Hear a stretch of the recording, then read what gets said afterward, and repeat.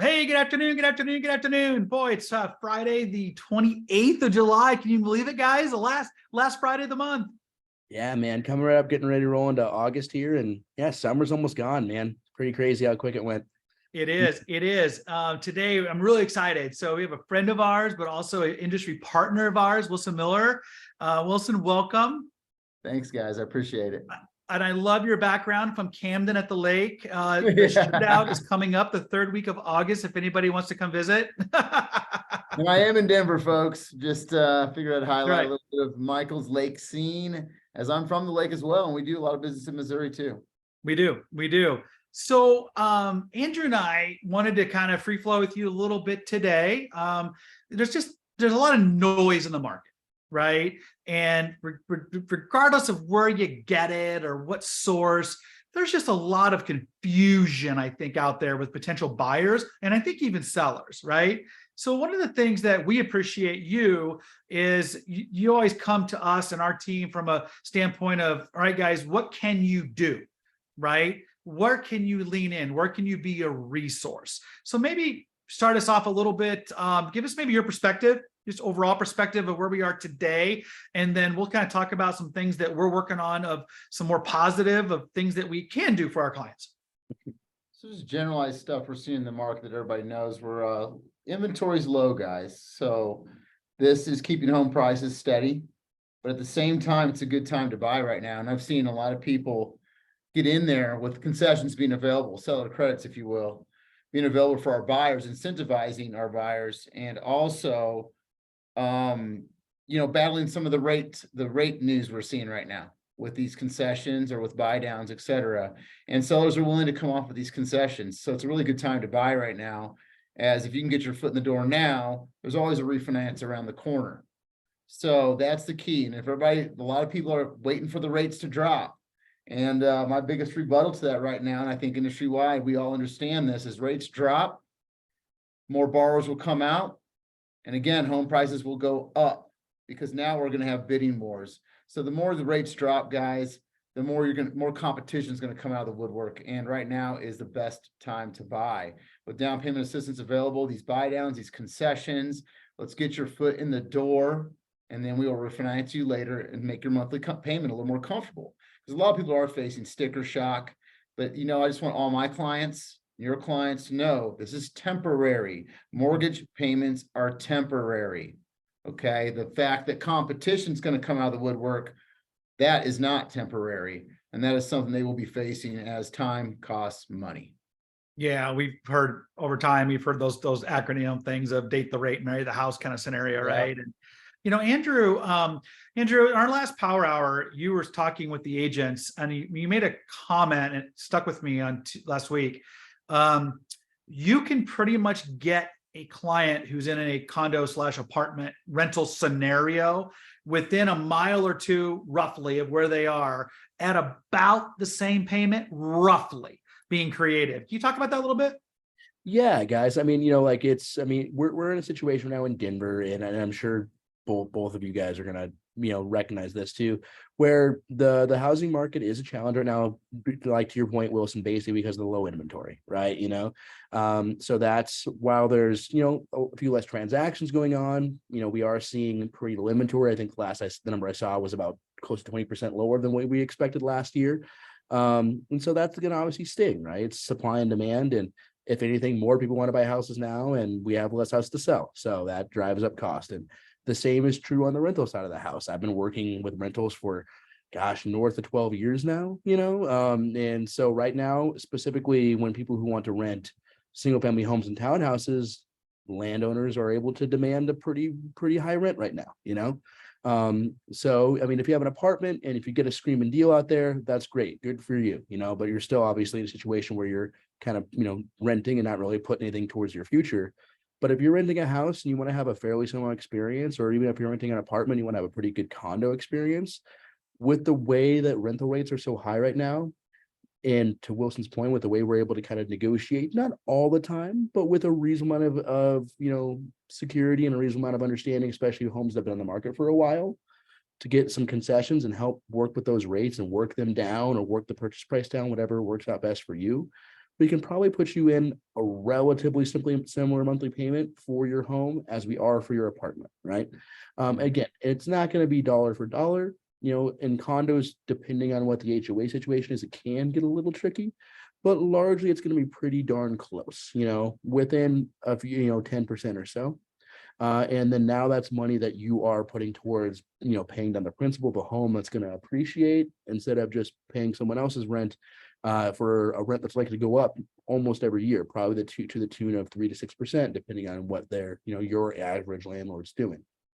So it just really makes sense a lot of times. And that's without getting into the weeds and to things that you can look at, writing off your interest rates and things like that, that are really going to make it an affordable long-term investment for you. So it's like anything else, guys, like the upfront cost is probably going to be a little bit higher. You have to have a reasonable down payment, or you can get with a pretty low down payment. We have to have some money to put up front.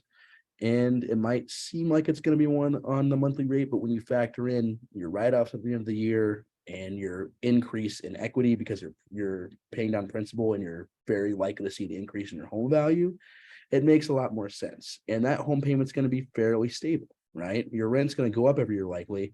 Your mortgage rate's only going to increase if your taxes increase, if you have an HOA, if that goes up, or if your insurance goes up. So if we can control for those factors, your mortgage rate's likely to be pretty darn stable for the lifetime of the loan. Yeah, I agree. And I think that's a really good perspective, Andrew. And I think also everybody's situation is going to be a lot different, right? I mean, we hear things about affordability or expense, but if people are moving from certain parts of the country, Denver's considered affordable to some people, right? And to others, maybe not. But here's an example.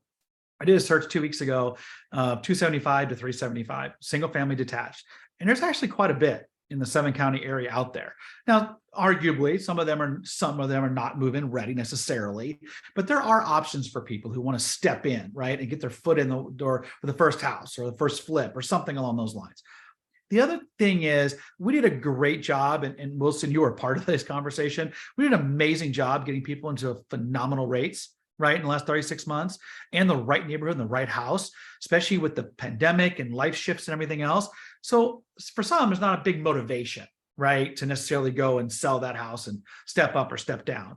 Something has to change significantly in their life, right? And we can talk about all those items one by one. But one of the things that I think we forget is there's a lot of people that have flexibility now, especially the work from home crowd, right? That they want to have a second home somewhere, whether it's Arizona or whether it's California even, or Florida, Missouri, like the Ozarks. I mean, there's a lot of opportunity there, right? And we can still help them with that, right? With the volume of equity that they have in their property. And the same principles apply, right? Because the inventory is probably worse, I would say, in some of those areas because of less transactions, less opportunity, right? But they could then capitalize on that with a refinance, right, to expand their portfolio. Here's the other one. As we're going through and doing one-on-ones and we're talking to our clients, we have a lot of people at the age, kids are just now starting to go to CSU, CU Pueblo, other colleges. And my neighbor the other day, we were walking the dog, they live in Tulsa. Their kids go to school in CSU in Fort Collins. They have a second home, look at the Ozarks.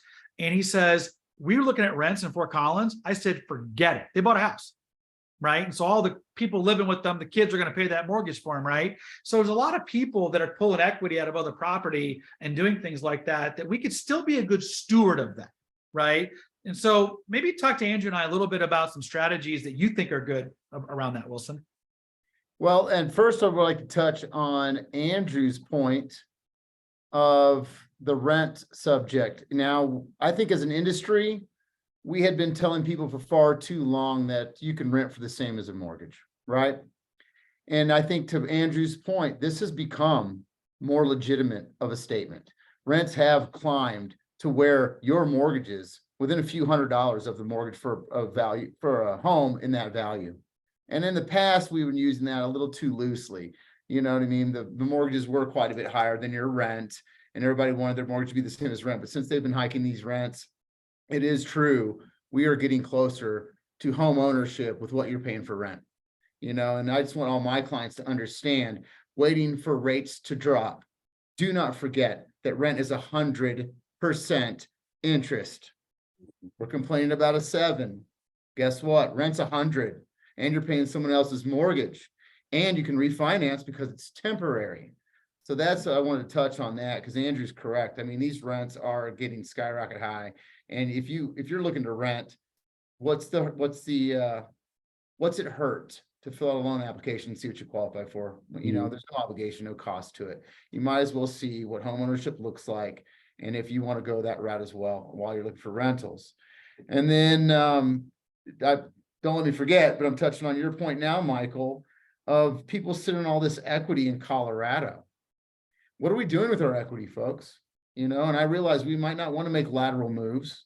We might not want to downsize. We might not want to upgrade right now with the way rates are. I get it. But what are we doing with our equity?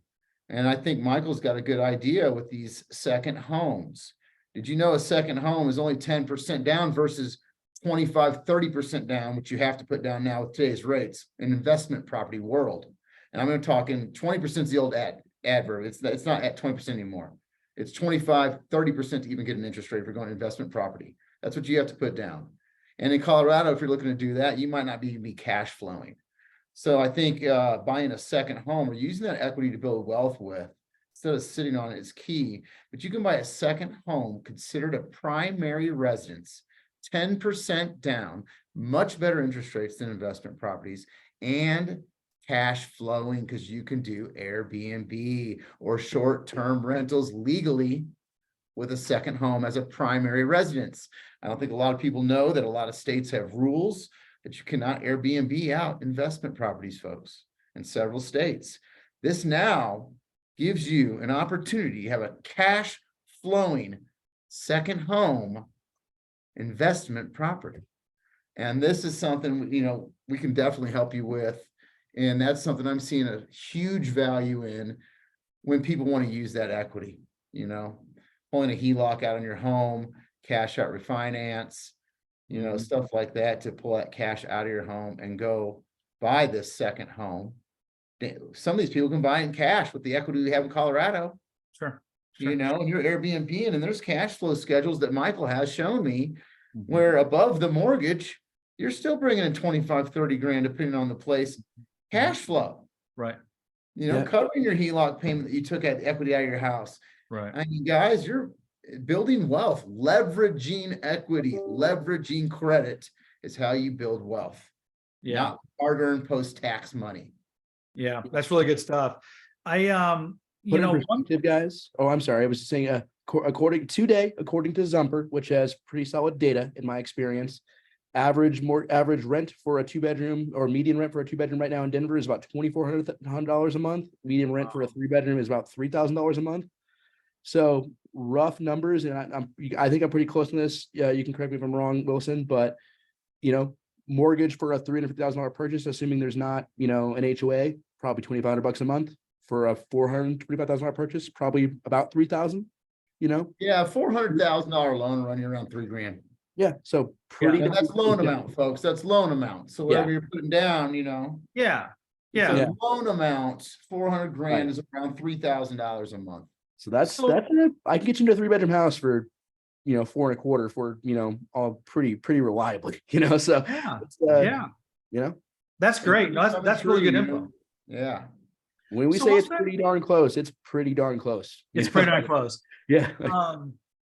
So Wilson, talk with us a little bit about, you know, don't make it necessarily about, you know, the rate and program, but what are some of the things that you do from just your daily flow, right? So you've got, you know, if you were going to have an accountability partner or something, what are some of the things that like your daily looks like from a flow perspective for your clients who are realtors? And I understand that, but you've also got industry partners as well. Talk to us a little bit about that, some good practices. So just partnerships in general and how we operate, you know, workflow, systems and processes. Like, right, touch on that. So this is something as lenders that we are trying to explain nowadays what a real partnership is. A lot of agents aren't privy to this, but I guess that's because in the past, a lot of lenders hadn't worked like this.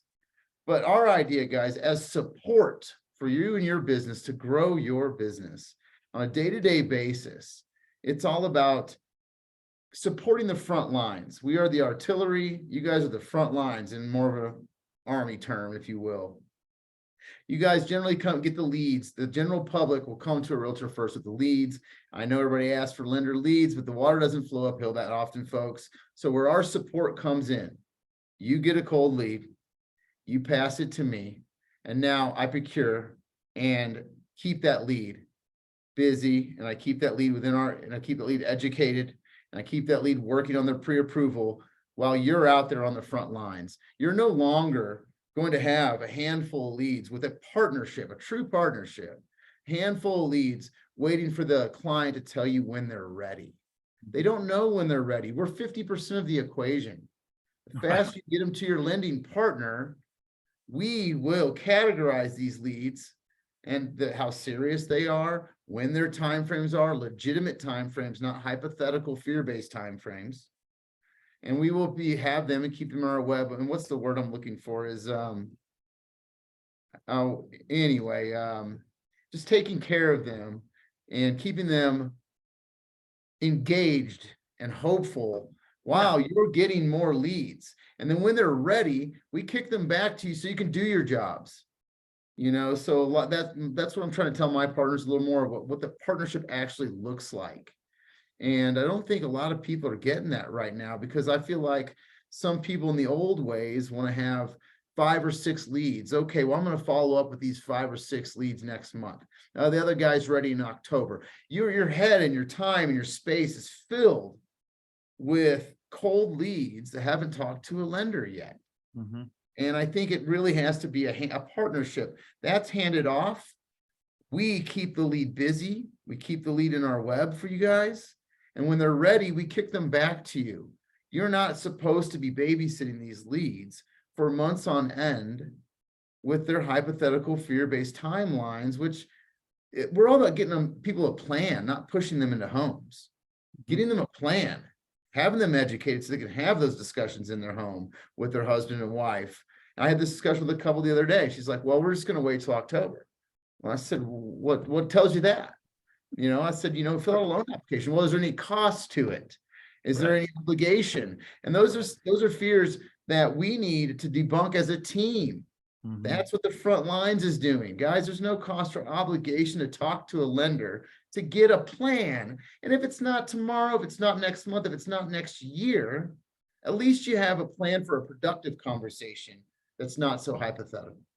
And that's a way we operate here at Source Mortgage Group. Is we're big on that, guys. We are big on, once that lead is passed to me, that is my lead. That is my job to follow up. That is my job to update you guys on a daily basis, or touch a client, touch a partner. That's our motto.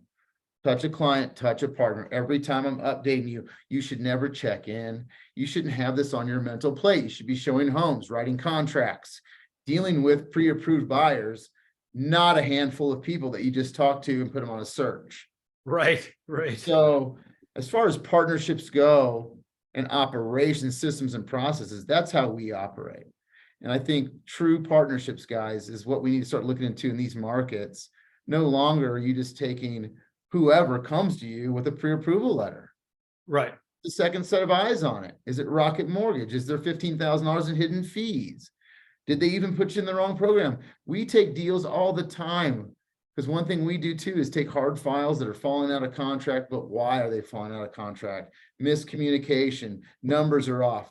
As the front lines, let's cut that off at the pass.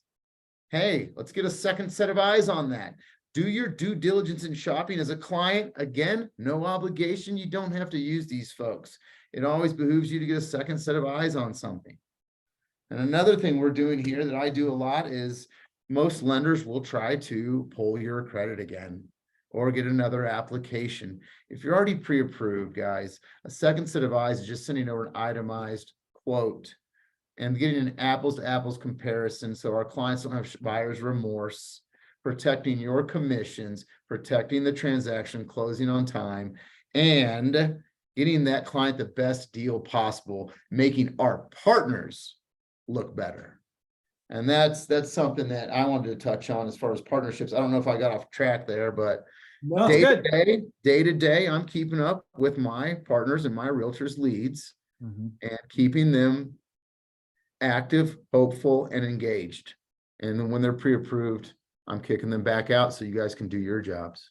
You know, I Very think good. you Very know, cool. a big part of our duties to our clients to make sure they're being nurtured and being guided in that process, right? Nurtured, that's the word I was looking for. Yeah. Nurtured. Because I don't like to just kind of like, have a couple phone calls and then ditch someone until they call me back, because I don't think that does a good job to them. And then personally, I think the odds of them calling me back decrease quite a bit than if I can kind of make sure they're being taken care of and checked in upon, right? And we have a lot of systems in place here at Windermere.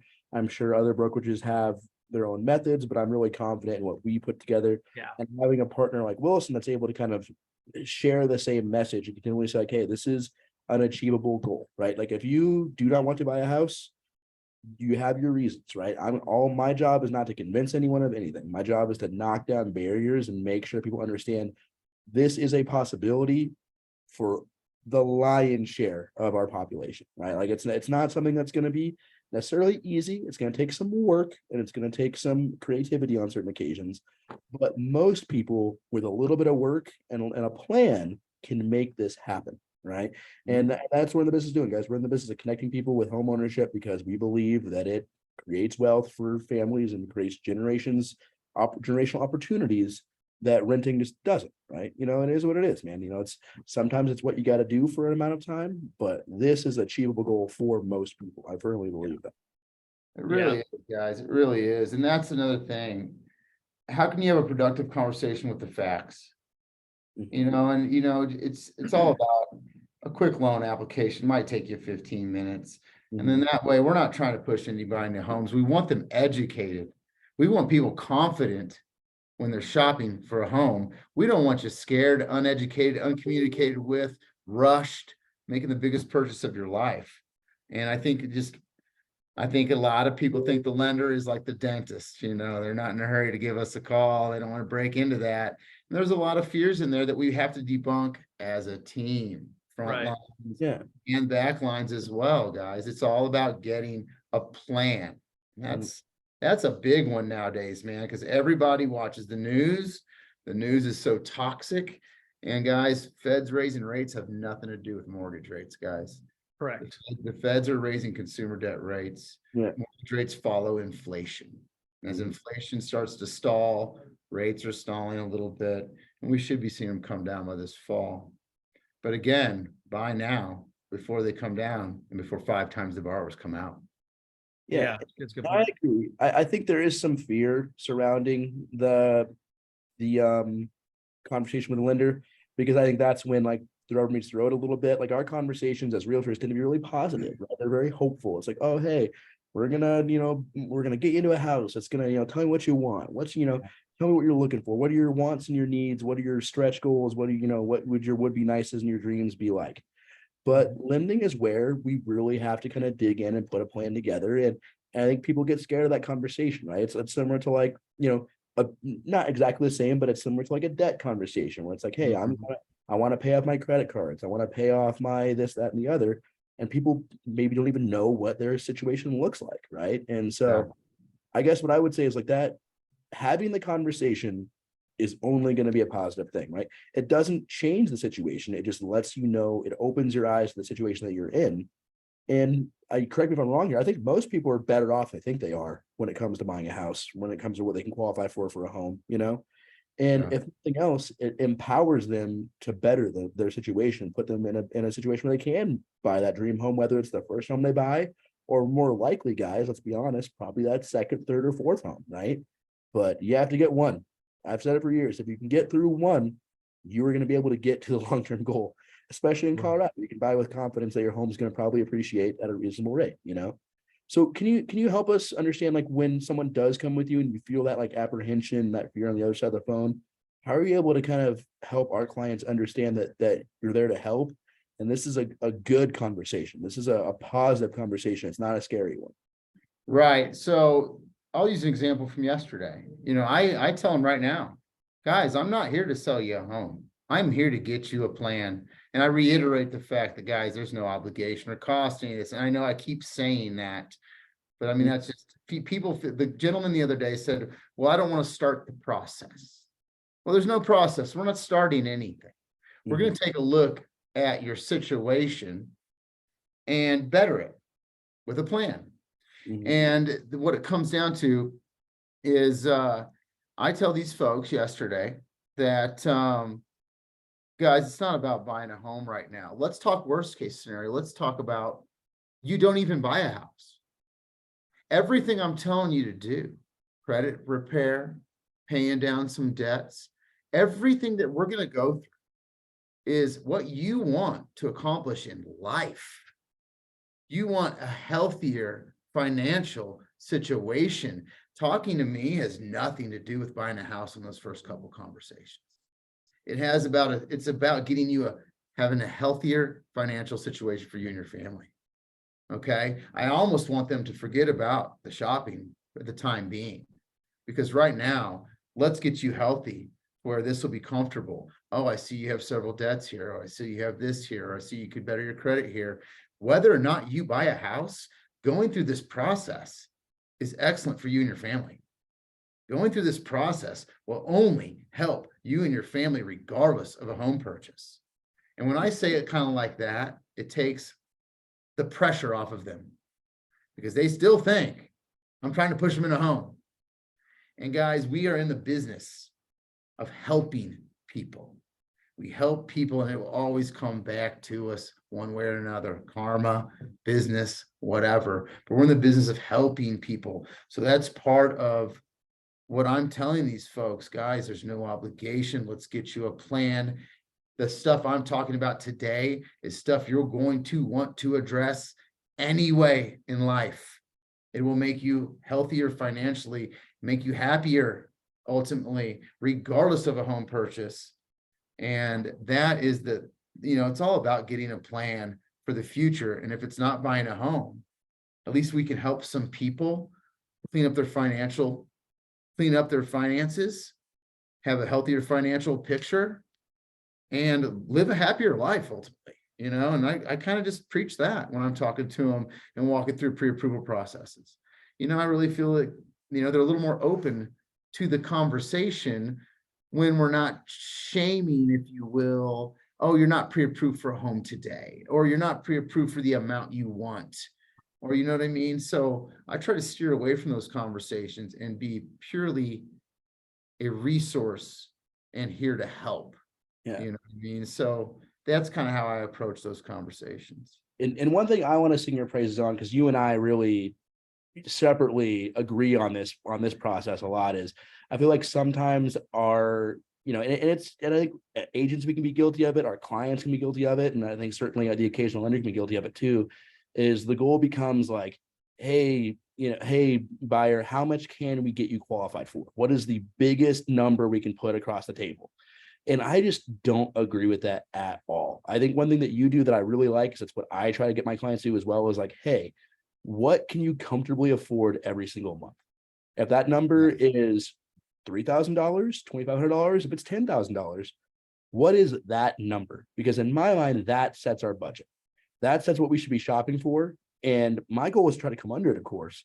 But I really appreciate you talking. So maybe you could talk to us about how you have that conversation too, because I think that's really important for our clients to understand, is they get the biggest number and they think they have to go out and scratch a check for their top of their budget, or the top of their qualification, I should say, when really budget is what should be driving our shopping in my mind. I think that's excellent. I'm big on this, and I learned this a long time ago from a mentor.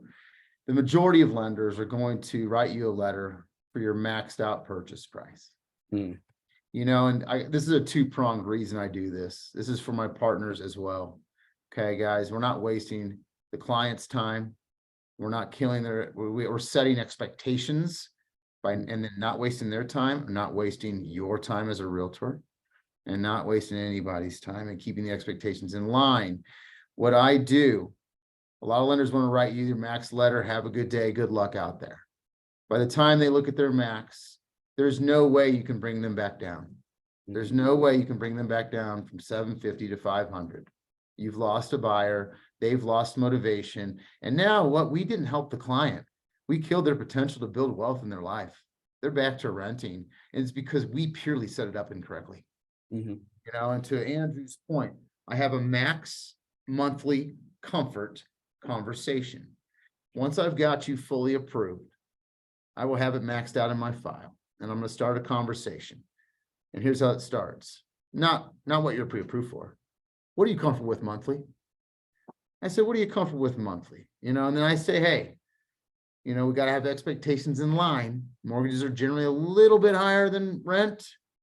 You know, let's add $300 to that. That's just one of my little lines. Okay, what are you thinking in your head? They'll say 3 grand. I'll put 3 grand in the payment section and tell you what that translates into a purchase price. That's where you're comfortable. That's where you're confident. That's where you can go out with, again, confidence, put in an offer and know you're not going to have some buyer's remorse or be house poor making this large decision. And then this also helps out the realtors too, guys.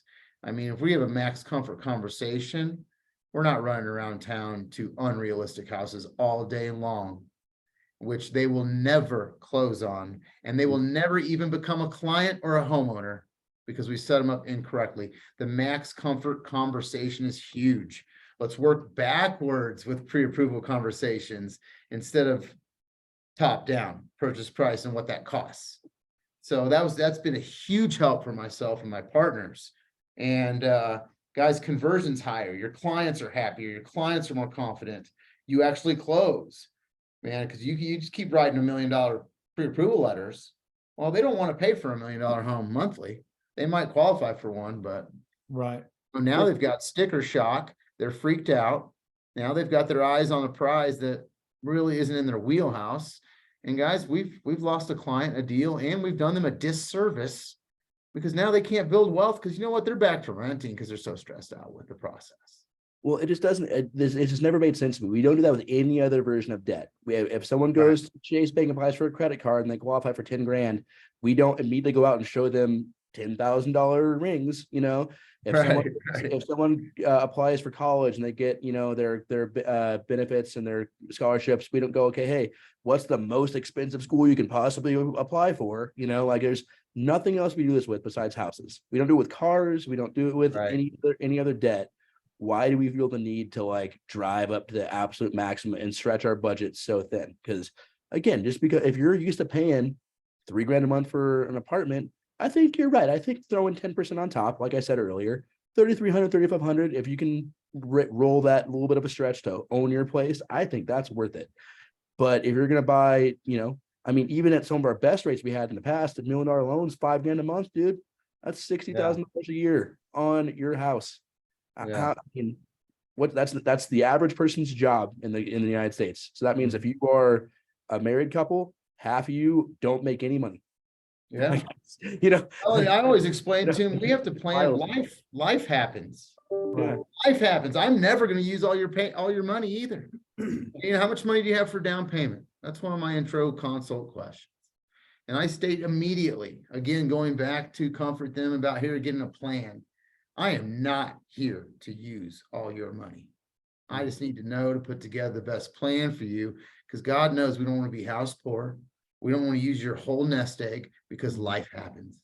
Mm-hmm. What happens if someone gets laid off? What happens if someone gets sick? What happens if the car breaks down? Well, we got you in this house with a $5,000 payment.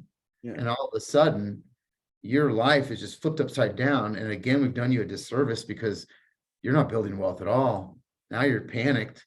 Now life just, I don't know, quite frankly, going to hell. So we can't set up our clients like that, you know? Well, then you get into other situations where like, hey man, we're pushing this to the very edge.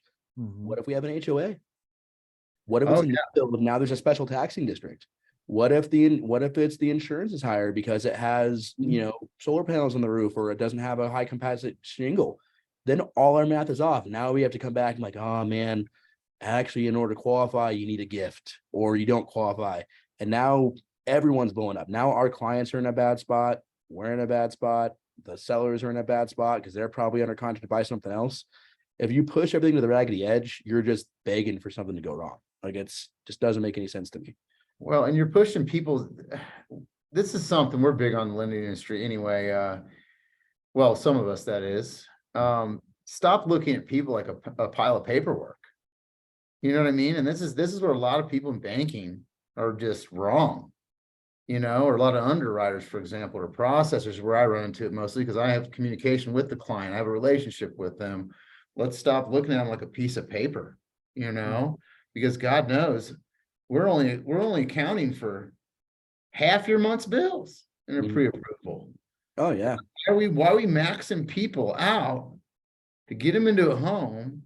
First of all, for those of us in sales, there's one deal, because now you've squashed any hope they have of building wealth, any referral coming back to you because you gave them crappy advice and they're buried in debt.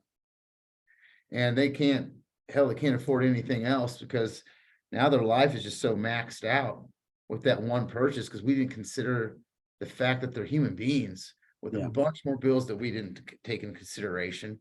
Life happening, kids going to college, new car, Right. you know, God forbid, heck, maybe they couldn't even afford a new car if they had to upgrade or something. You know, it's just wild how I think a lot of people in our industry on both sides Oh yeah. kind of see it as a piece, you know, a stack of paperwork. And it's, you Yeah, know, and we have that's said, families here. yeah, and we've told the agents, we've really coached them to the point of, you know, a lot of agents out there look at a person's home or property as like their personal ATM, you Mhm. know, and them as a client as their ATM, you know, and look at me, look at me, look at me. And it's like, no, we're not doing the right service for our people, right? You know, you and I had a conversation, I guess it was late last year. We were talking to some of our agents in the office, and we said, look, you know, we see all these agents that are doing all these social media posts, right? About $100,000 over list. I'm so amazing. But it's like, Mhm. all right, so when you saw that house for $100,000 below list, are you going to do the same post? You know, Yeah. we don't want to set our clients up for failure, right? And I think that's incredibly important.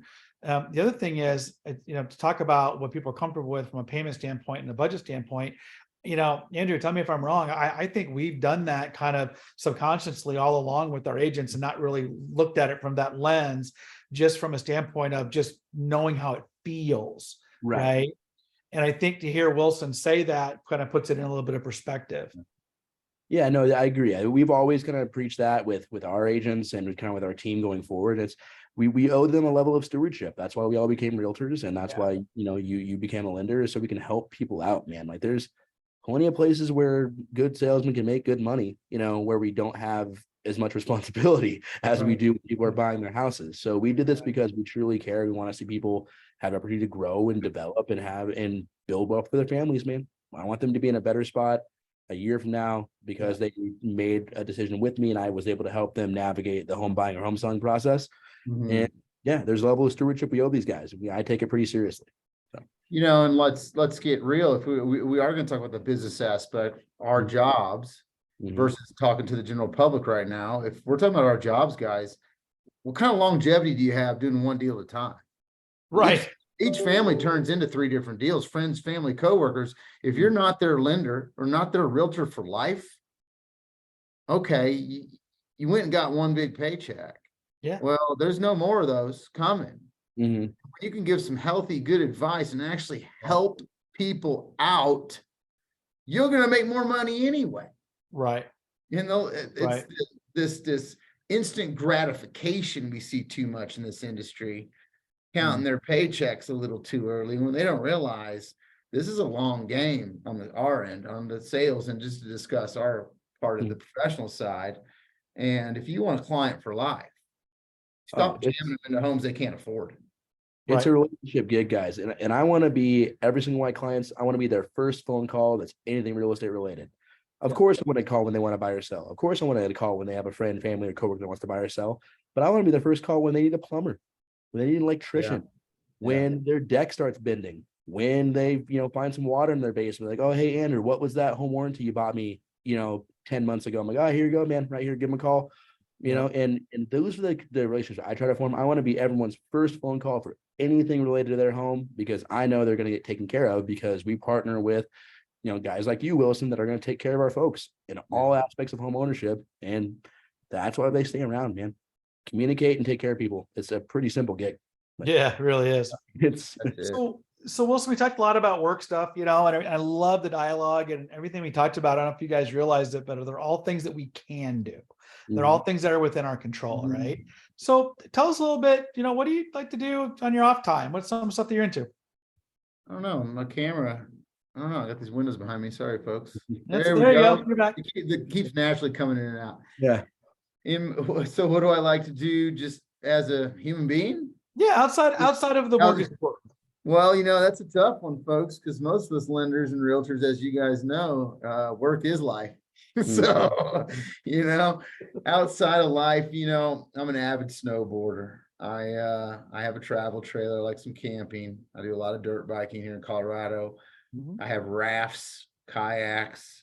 In Colorado, you got to have all the toys. You do. Enjoy the outdoors. And you know what? I'm just now picking up a little pickleball. So anybody wants to play some pickleball, holler at your boy. But other than that, I'm in the gym every single day. That part of that has to come. Part of that comes with the jobs we do. The jobs we have are, I feel like, some of the emotionally hardest jobs there are. We deal with ebbs and flows every day. We're dealing with life every day, and then we're walking into a job that's so variable on day-to-day basis. Yeah. That we have to have our wits about us. So a lot of it with me is health, meditation, and obviously you got to have your recreation here in Colorado. So that's what I'm all about for the most part. Awesome. So I'd love to get your opinion on the potential. I guess it's the potential new Broncos helmets. Well, folks, I am from Missouri originally, and I'm a pretty big Kansas City Chiefs fan. Well, Which has paid off these past few years. But everybody's like, are you a bandwagon fan? I'm like, listen, you watch Elway beat our butts all through the 80s and 90s, never making a playoff game.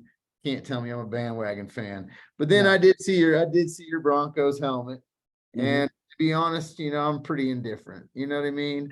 Yeah. I'd rather see them play some reasonable football this year and make it at least competitive. That's what I want to see. Yeah, we'll see, man. We'll see what happens this year. I'm hoping Russ can bounce back. It's everyone gets a bad one. Everyone gets a bad year. Offensive line, man. Just protect Russ and they'll do all right. Yeah. Well, it's interesting. I'd say I'm a Broncos fan first, Kansas City fan second. And I got both flags that I could hang out from the deck. But I tell you, Mahomes is a force in, Missouri, and his wife, Brittany, and, now she's one of the owners of that soccer team, and whatnot. I mean, they're a forceful couple just in general. Right. But you're right. I think there's that rivalry there, too. But, I'm watching the series on Netflix, The Quarterback. I am too. Oh my gosh. Not only, we'll talk about that just for a minute. So not only, obviously Peyton's the executive producer of that deal, Manning, and they're obviously they're football players, right? And they picked 3 this year, right? And all 3 of them are phenomenal men. And but what I like is the business behind the business, right? Like on their off days, what they're doing and training and food and family stuff, and then balancing the kids and the wife and the family and travel and all that. And so to me, I get excited about that. It's kind of motivating, But one thing that so far, and I've watched the first probably three seasons, is about having the same discipline, win, lose, or draw, right? We go through the same process on Monday morning that we do. We go through the same process on Wednesday, same on Thursday, right? And make the tweaks and corrections where we need to correct them, but don't try to change everything, right? And do that as a cohesive team, right? And so I think kind of to wrap this part of it up, it's exactly kind of what I'm hearing you say, from your partnerships and, Andrew with the agents and how we work together, for win-win solutions. Well, I think that's a great point too. It goes right into what when you asked me about my lifestyle. It doesn't matter if the market's slow. Doesn't matter if I'm slow. Doesn't matter if my partners are slow. I'm doing the same thing every morning. Right. Because our jobs are so variable. I mean, that's a very good example. Right. I mean, we have to have routine. We have to have partnerships with systems and processes that don't change. Because you know what? The market and our emotions will. Right. So you have to have that kind of consistency and that kind of passionate devotion to your routine to make it in this world. Yeah. All around. If you want to work in our fields, your fields, Yeah, pro football, anything success driven. You know, you better be pretty passionate towards your routine. yep, I agree. Yeah, can't have cold feet in this industry, that's for sure, man. So Yeah, man. No, that's Yeah. true. That's true. Well, Wilson, thank you so much. I mean, you're always an inspiration. You always give us things No to problem. think about, and sometimes your perspective is really, really good. So we look forward to more transactions and more engagement with you, as well. And not only in our Denver office, but maybe even in Missouri as well. I think Yeah. that would be huge for all of us and see what that looks like. But so hope everybody has an amazing weekend. And before we know it, we're going to be into August and into the fourth quarter. there you Let's go, man. go. All right. Well, you thank guys. you again. I appreciate it.